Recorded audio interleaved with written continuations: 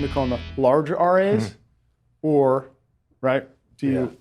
I mean, of course, when you're heading to Boston, right, you're going to hit Boston Private, CIBC, right, past on the big ones. You have to have an answer for those, but do not ignore the smaller ones. I think what we're seeing over the past couple of years now through this M&A activity in the RA space is only going to progress even more.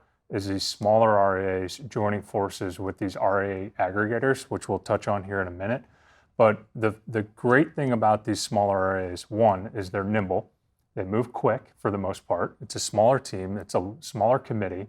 And if they like you and they get acquired, they're going to take your strategy with you, right? So we had a good example here in Philadelphia. $600 million RA is now part of a $70 billion RA, and they're taking our fund with them, right?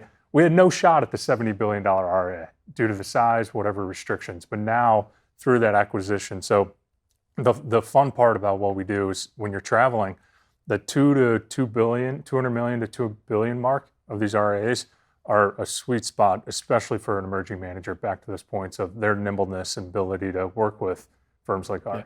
Now, if you're a private equity firm, you're going to have very limited opportunity with smaller RAs. Simply, they're not going to have enough potential clients. So the larger RAs would definitely appeal to a private equity fund, just given the accredited investor, or concept, right? In terms of, and to that point, if you are on the alternative side, the RAs, as we know, do work with some of the alternative TAMPs like a Case and an iCapital, and the custodians now are starting to partner with those two primarily.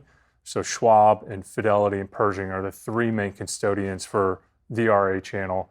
They now have access to a Case and iCapital on the alternative side. So definitely getting to know the alts team at those main custodians, but also the research team at iCapital should you have a product that fits for the accredited investors.